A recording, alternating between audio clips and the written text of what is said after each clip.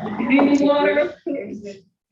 Oh, there's one here. Oh, perfect. Let us know when we're ready to go, Deb, or Margaret. I don't know who to turn to.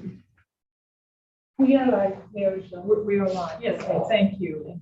Well, welcome everyone. I call to order the meeting of the Northern Virginia Transportation Authority Finance Committee for October 21st, 2021. First, we have approval of the summary minutes of September 23rd. Are there any corrections? Hearing none, do we have a motion? So moved. Second. Okay. Any further discussion? Okay. Hearing none, all in favor? Aye. Aye. Opposed? Abstained? Motion carries. Thank you. Next, we have the FY 2021 audit presentation. Mr. Rahi, would you like to introduce Mr. Farnsworth? Thank you, Mayor Rochelle. Mr. Farnsworth has been the audit manager for the engagement this year. He's worked on our audits, I believe, since we started after the 2313 funding. And he's here today to give you a rundown of the financial statements that are in front of you. I'll turn it over to him.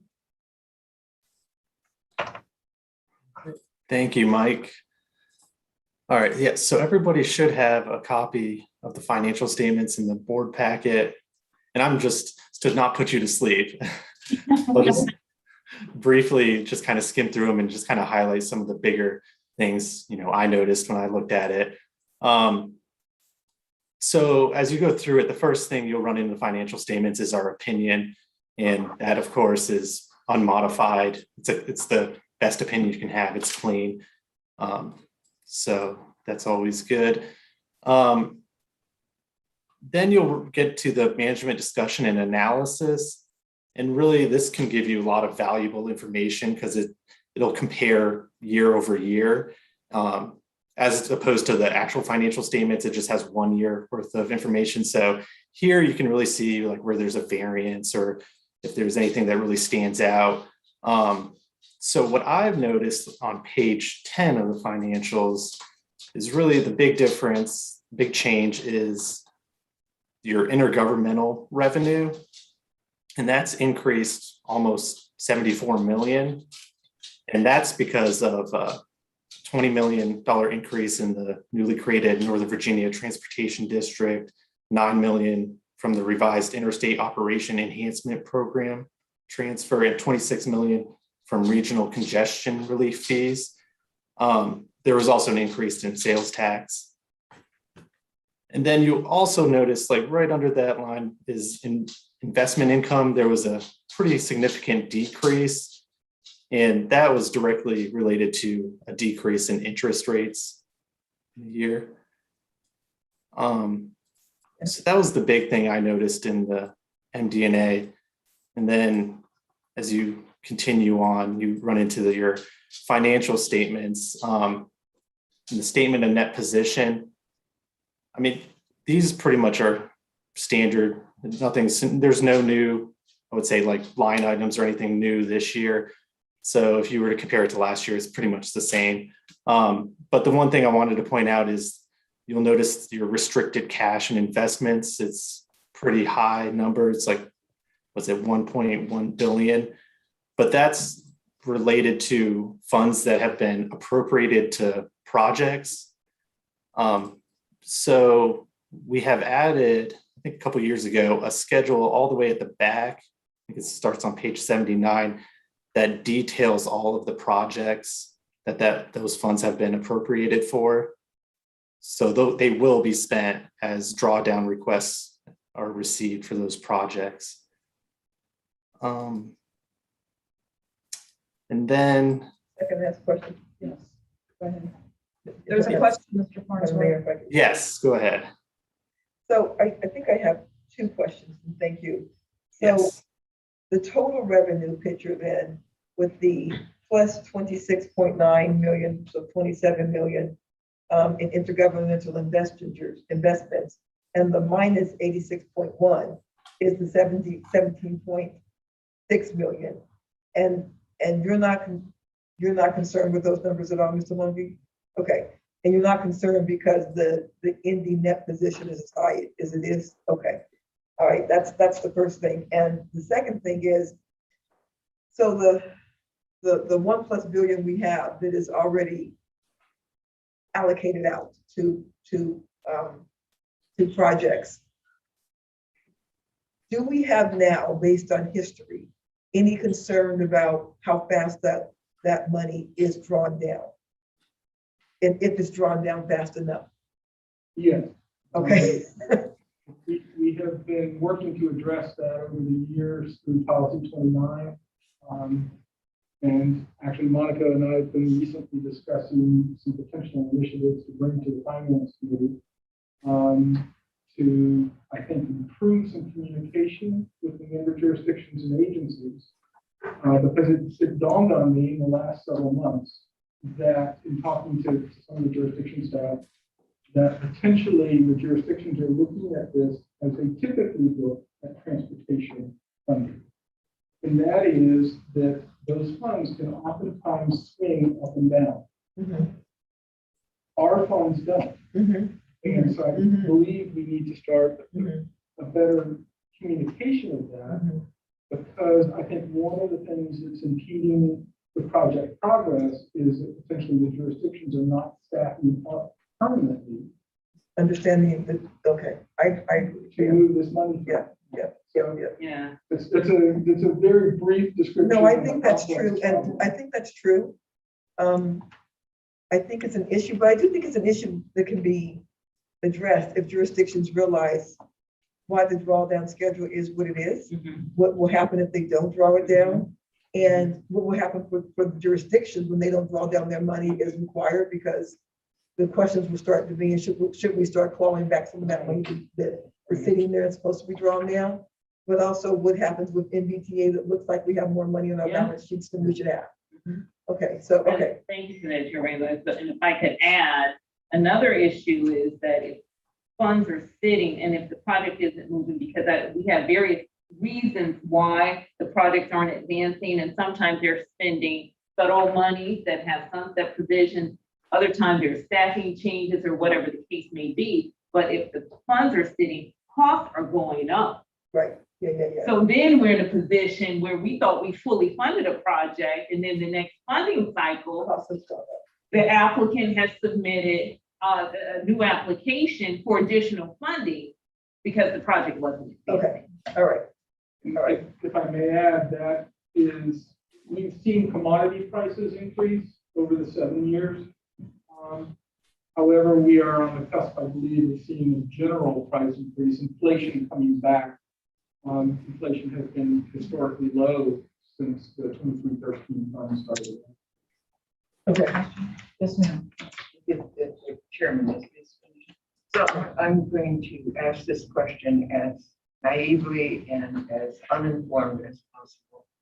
So when I look then at investment income being down to almost 24 million, and I'm looking at the interest on funds that haven't been expended as well as the market activity, because my problem with my thoughts being market activity, I know how much the market has just gone up incredibly, and in the VRS and so on, we are saying, okay, we can pull back on some payments. So what is really the makeup of that interest? The buzz that you hear in the media about a booming market is limited to equities, stocks. Public funds do not invest in equities. Retirement systems do. But public funds in Virginia, and I think anywhere, only invest in fixed income investments, which is bonds, corporate notes, stuff like that. That market has been on its back. Do they not invest because of accounting principles or because of state law? We're fully invested. We're actually fully invested. But state law, and I believe appropriately, limits the instruments that we can invest in to fixed income investments. A retirement system such as VRS actually goes into not only equities, but a lot of hybrid investments such as real estate investment trusts and things like that. A much different world than public funds that are waiting to be expended. and could be expended very quickly if it's speed up, need to be invested in very reliable instruments, very conservative instruments, and ones that you can actually quite honestly sell quickly if the spending speeds up. Now, within the portfolio, we have all sorts of things to manage that, but the big difference that you hear between ERS or just the general media talking about how hot the market is, it's not our part of the market, unfortunately. But you know, as that side of the market gets hot, the equities, the fixed income always cools off.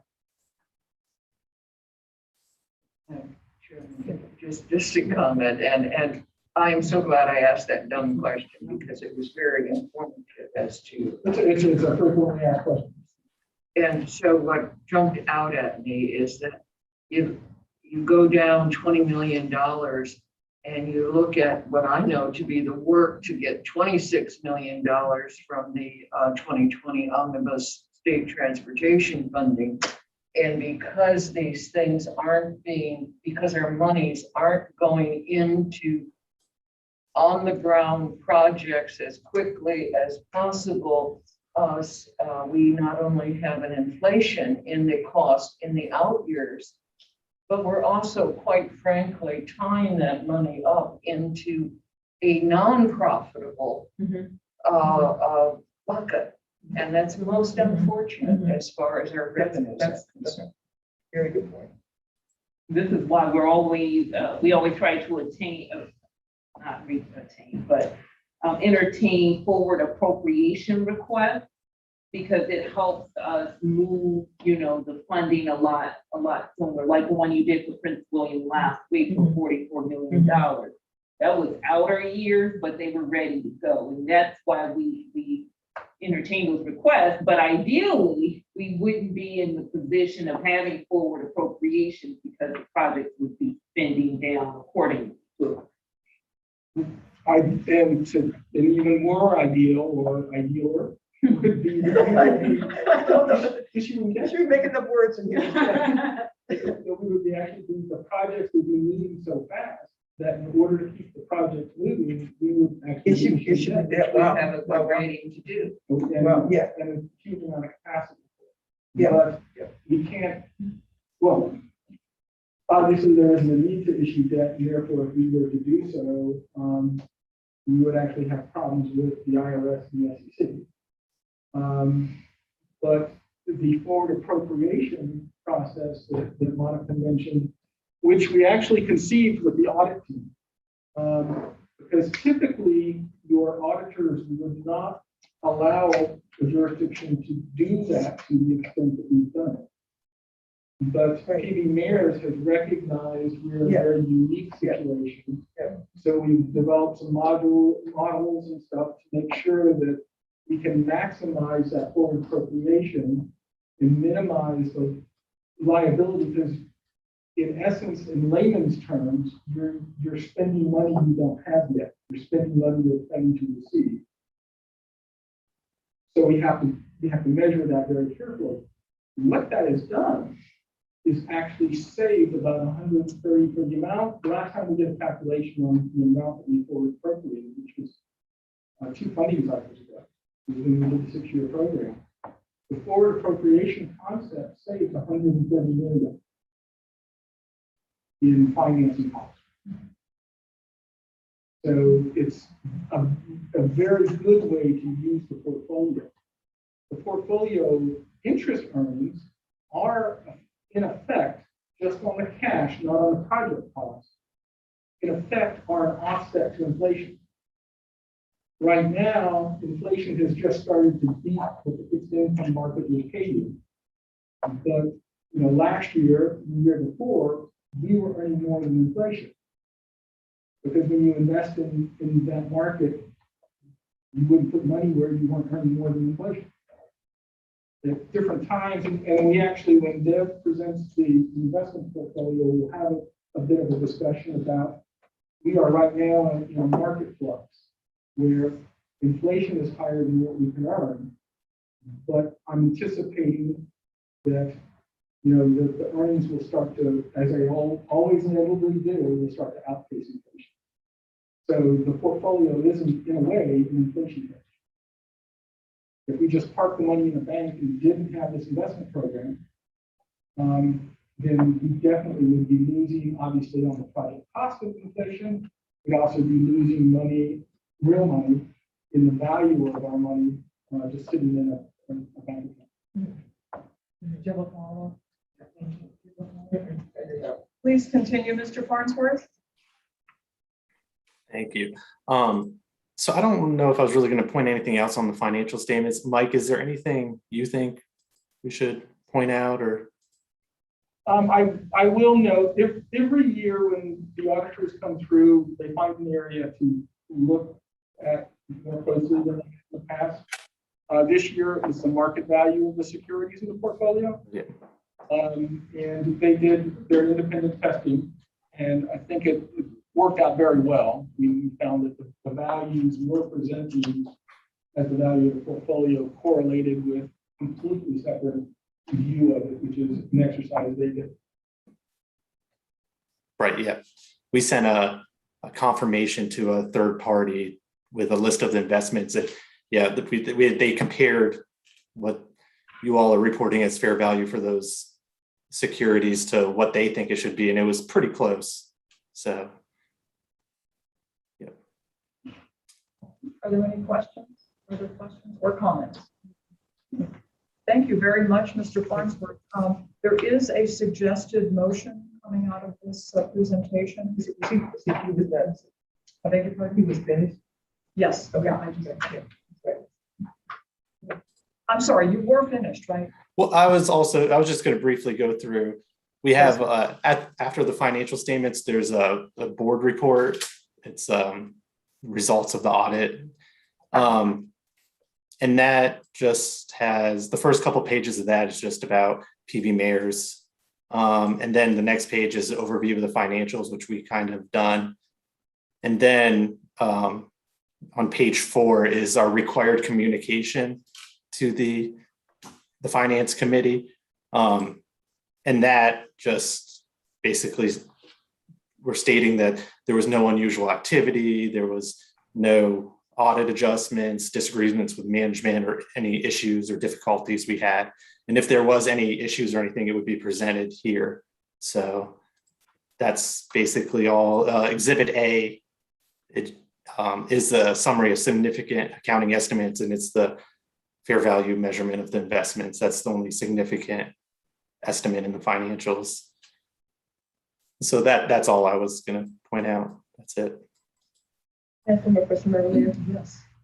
so we are expecting Mr. Lungi and Mr. Is it Farnsworth Yes. to retain our triple AA plus. That's what we are, right? Triple AA plus. We're expecting them to maintain that credit rating. Yeah, so the rating agencies, obviously do their own evaluation, but a failed audit would certainly impact. Yeah, but it's a very successful audit, and we have the highest rating that we can have as the type of organization that we are. We expect to keep that rating, correct? Okay. Now, we don't want to say the words failed audit in this room. It's a clean audit. It's a clean audit. Yeah. No, that's it. Thank you. Mr. Long, do you have anything that you'd like to add? Okay. Okay, we do have a motion coming out of this. Would anyone like to make the motion? Sure. Like, I was going to make a motion. Sure. Okay. Will the Finance Committee recommend authority accept the draft Northern Virginia Transportation Authority financial and compliance audit report for the fiscal year ending June 30th, 2021 as attached? Is there any further discussion? Okay, hearing none, all in favor? Aye. Opposed, abstained, motion carries. Thank you. And thank you very much, Mr. Farnsworth. Much appreciated. Thank you. At this point, moving on, I would like to use Chair's prerogative to move number 4 to the last place. And then after we cover that, then we will go into closed session. So with that, let's go directly to investment portfolio report. Ms. Deb Sin. Thank you, Mayor Rochelle. Addressing the investment portfolio report, the first table outlines the portfolio structure as per the investment policy, showing that the portfolio is well distributed. As detailed in the staff report, the small benchmark table on page 2 shows that we are doing well in the rising rate market when compared to our benchmarks. Our yield is at 0.29% at the end of September 2021. Hence, in the rising rate market, we have a strategy targeted to have 30 million a month in maturities. Talking about yield under point number 4 in section C, banks are struggling to offer us competitive rates. And based on the market condition in the last couple of weeks, we are hopeful to see an actual increase in return if our high yield maturities could offset on a statistical basis.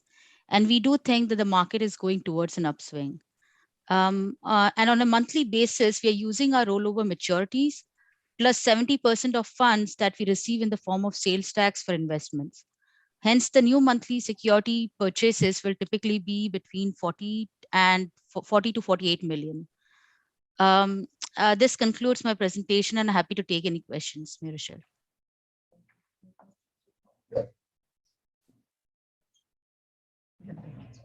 If I may add, Mayor, this was Deb's first presentation on the portfolio.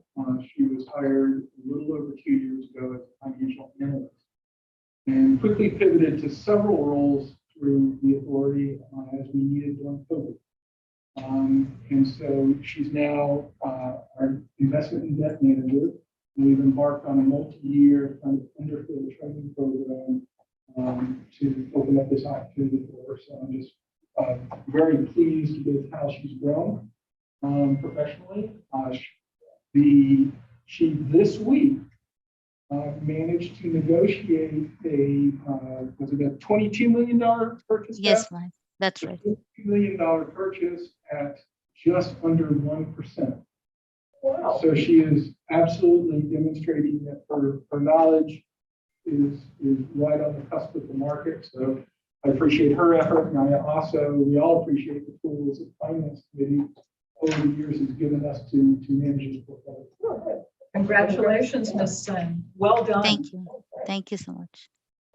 Yes. If I may add to that, and maybe a minor point, but I find the explanation under 4 of the outline to be exactly in writing what you were trying to educate me on, and it's a very important, if you will, benchmark in accountability of what we're doing, to have it in writing in a public report. Thank you.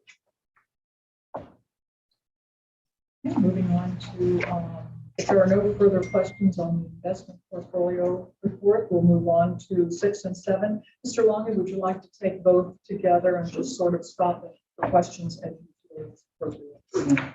For the monthly revenue report, you're actually seeing 1 month's revenue because of the accrual cycle. This represents sales tax that were collected over the counter through the internet in July. And we received those in September. So there's basically 2-month lag. With that, we are starting our revenue projection to estimate 26 and 27. I think I can pretty reasonably assure you that we will be increasing the revenue estimates for this fiscal year as well. We did, I think we're a little bit too pessimistic with worrying about COVID, along with, I think we're in good company with that. Yeah. So we'll make that adjustment as part of this revenue estimation process, which obviously those funds will be released in the next 2 year updates. That's the only thing I have on the revenue. Are there any questions, or should I go to the operating budget? We appreciate you being very careful on the projections. Yeah, and if I may, Madam Mayor, I think you said that right. I don't think you were pessimistic. I think we were in a 100-year pandemic and we had no idea what to expect. And so I think that was careful and wise. I'll sum up the operating budget. This is 3 months worth of data. The budget's in line. We're not, and I have a presentation a little bit later. There's really no red flags or anything going on. Any questions or comments? Well, then let's move on to number 4, discussion budget guidance. I'm gonna move through the staff report fairly quickly so that I can get to the chart that was handed out at your place. That wasn't in the packet because we've got some current events that just came up. The local distribution fund and the regional revenue fund, as you are aware, are based on the revenues provided by the General Assembly, and it's a simple 30-70 split. We do target to estimate revenues conservatively with a small positive balance. We do not want to ever have a negative balance because we do not want the authority to be faced with picking a project that has to have funding pulled back. Right. With that, we put wording in the local distribution fund, the 30%, that we will distribute the revenues that we receive regardless of the estimate. So that the jurisdictions, we just keep chunking out that money. So in other words, if we were to say that 30% is going to be $1, and we've got $1.30, we don't have to come back to the authority, give them 30. With the regional revenue fund, the first priority for that fund is to pay off debt. We have that one debt issuance. Then basically everything else in that fund is available for PIGO projects. We do charge to that fund certain expenses for the transaction, the 5-year plan update, and some of the modeling and technical stuff that goes with that. Everything else goes to the operating budget. I'm sorry, everything else, all other expenses go to the operating budget. Moving to the operating budget, starting in 2020 with Senate Bill 1468, the authority was able to rely on the regional revenue fund rather than charging jurisdictions for the operating budget. And that's been saving about $3 million a year.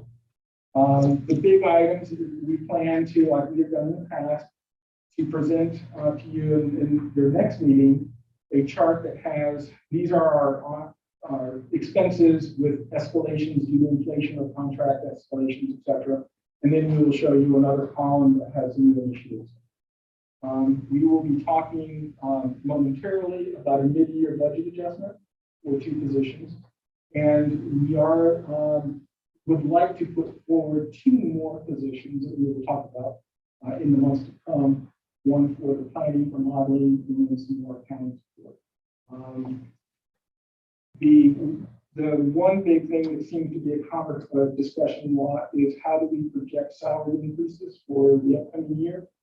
What we do is we listen to the jurisdiction, county executives and city managers presenting to you, and then take a kind of an average of that.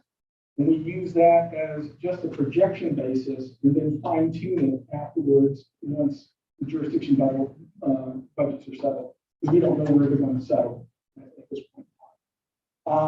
The next steps are through this discussion through January, we will present you budget proposals and we'll receive your feedback. Looking to have that pretty much settled through the committee in February. Depending upon timing, then we would present the budget to the authority in February. With that, any questions on the staff report?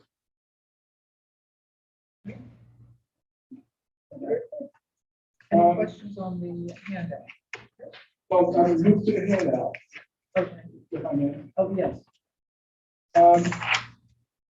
We have two issues that have recently arisen or are triggering a request for mid-year budget adjustment. These 2 items also play into the CEO's annual performance review. So portions of this discussion I will be going through here. The purpose of my discussion at this point is to let the committee, give the committee assurance that we have the resources to handle what we will be discussing in closed session. So with that, working through the chart, and again, the idea is that 2 mid-year budget adjustments for 2 positions. I want to speak briefly about the operations budget fund balance. I think everybody recognizes fund balance is basically what funds that were budgeted that were not used. So it's leftover operating budget funds. Can I ask you a quick question, Madam Mayor, may I? So in Loudoun, when we talk about our fund balance, it is the same thing as money that was, I think leftover may not be the right word, but usually for us, our fund balance goes to one-time needs. That may be just the practice of our county. So for NVTA, the fund balance is not used just for one-time needs. Is that correct? It usually flips over to the next fiscal year's budget to offset the cost of that budget. Which makes it, yeah, not a one-time need. It makes it programmatic money into the budget for the next year, which means it's not a one-time need. It's part of the general budget at that point. Okay. And if you think about it, the one-time needs used for fund balance is actually a very prudent thing at counties and cities because you have very large one-time capital expenditures. The operating budget doesn't have any capital expenditures. Got it. Okay. Yeah. Yes, ma'am. In line with the question, the real measure to me is whether or not this balance is generated by ongoing revenue that we project will continue at that level, as opposed to something that may be of the current economy and we can't depend upon it. The revenue source for the operating budget is the regional revenue fund, which brings in around 350 million a year. So, I mean, the operating cost of the authority is a minor component, obviously, of those funds coming through. There isn't a dedicated revenue for the operating budget, like real estate taxes for jurisdiction. It is just all the money that comes in. The authority got the agreement with the General Assembly to use those funds for its operating budget and has been doing that so that the jurisdictions don't have to do it. Was there a specific limit on the percent of the money coming in that could be used for operations? No, and I would add though, it was Hampton HR Tax did this a few years ago using their regional revenue funds for operations. Because while we were thankful regarding HB 2313, and they didn't have a 30%, we did. Our operating cost was coming out of the 30%, which put us in a little position where every dollar we had for operating expenses, the localities did not give back for some of the local projects. And I think, as we've seen here as your staff, with us doing these funding programs biannual, like today we have 106 projects. That's going to keep adding because we keep adding projects. We never envisioned like what it would take to keep staff in a position to be able to do what we're doing, knowing that the work is escalating. Because we estimate conservatively, and as Mr. Longy said, we're going to take another look at that. That's put us in a great position where we usually have a carryover to go that rolls right into the 70%. The carryover rolls into the 70%. But I think to get to your question, because of the taxes and fees and that are coming in, the Marketplace Equity Act surely helped during the COVID, or I guess we're still in COVID. That also helped, so we were able to receive those taxes from the online purchases.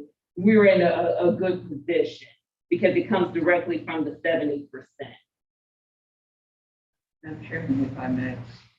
My concern again is there any standard in a comparable agency operation of what one would expect as far as the operating costs? We have looked at what other entities, Some of the regional entities have pulled out of, I'll say, their equivalent to the regional revenue fund, and we are far below. Yes, they're pulling out ranges of 7%, and we're pulling out about 1%. Thank you. Any questions or comments? So the first box shows that we ended fiscal 21, which we just saw the audit, at a fund balance of 390,000. As we budget each year, we estimate what fund balance is going to be, and we program that into the next fiscal year. So it kind of keeps going, it just doesn't sit there. We programmed for fiscal 22, the current fiscal year, 140,000. What happened is COVID actually saved us money on operating basis, but it did put some stress on the staff. And we also had vacancy. Our investment and debt manager, Deb, is just now starting to fill those shoes. So we ended up with 250,000 of what's called uncommitted fund balance. Now, if we did nothing with that money, it would get programmed into fiscal 23. So that's where it would end up. The mid-year budget adjustments are two positions, communications and marketing coordinator, as well as we will be discussing in closed session the CEO compensation study that was done. It was just reviewed by GPC last week. That has a range of fiscal implications that the authority may choose to do or not. But one of those recommendations was that an additional staff person be brought on board to directly support the chief executive officer. What we've done, because, and I'm looking at our counsel because she's been very clear with me what I can say in closed session, what I can't, and what it has to be an open session, and the budgetability has to be an open session. So those two positions, if they move forward, would be 148,000 for mid-year. So basically December, January through June next year's fiscal year. That would leave 101,000 for the authority to program any way they wish. But one of the things that is coming up is obviously that compensation study. I'm sure Ms. Backman would take all 101,000, but the authority gets to decide whether any of that goes there.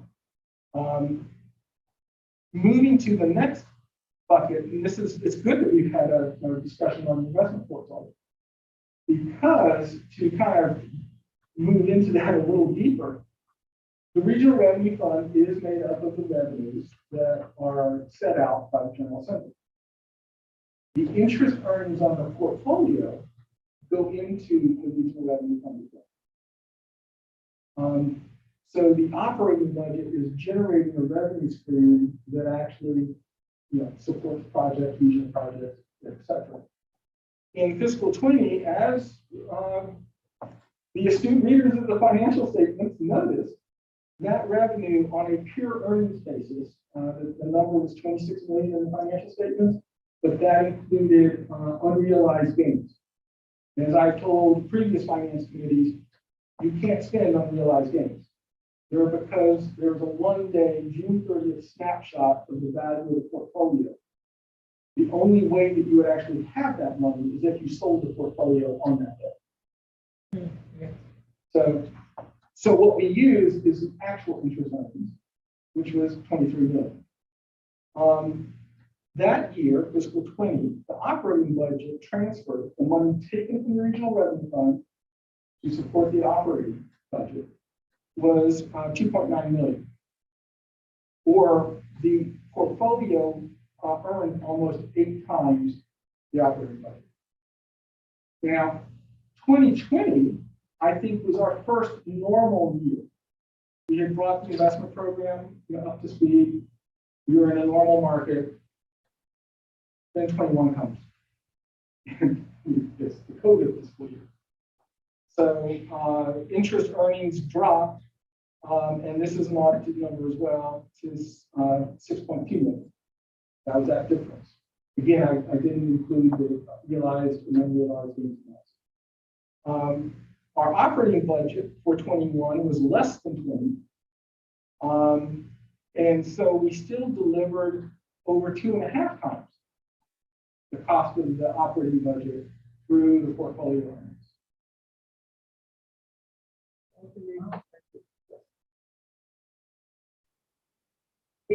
That's good news, even in the worst of times. That is very good news. The amount of remaining uncommitted fund balance, that is good news also. So looking forward to fiscal 21, the fiscal year we are in, the 5.2 is the interest earnings that we estimated roughly a year ago as we were entering COVID. That number, like the other revenue numbers, as we reevaluate our revenues, will go up. Based on the market that we are seeing today, and we've got a couple months to work through this, I think that number is going to go up between 9.2, between 9.5 and 10 million. But at 5.2, because we thought we were going to go into a long-term recession. That was the projection from COVID. I have to show the 5.2 because that's the number that the authority adopted. I can't show the 9.5, 10 yet. The budget. If I may, how did you arrive at the 9.5 to 10? What was the process? We currently looking at the elevation of the market that we've seen a month or so ago, we were lucky to buy an investment instrument at 20 basis points. Today, as we noted, they've got one at 0.9 instead of 22. So if that continues, then these numbers will be valid. Yes. Okay, thank you. Well, we're definitely going to exceed the 5.2. But based on the 5.2 and the 2.7 operating budget, the portfolio will be earning almost 2 times the return or the cost of the operating budget. If we get to the 9.5 to 10 million, it'll be over 3. So I use that to point out that your operating budget is actually generating revenue as well. With that, I think it would be an appropriate time to talk in more detail. Unless there's questions on. Assuming that this can be asked in open session.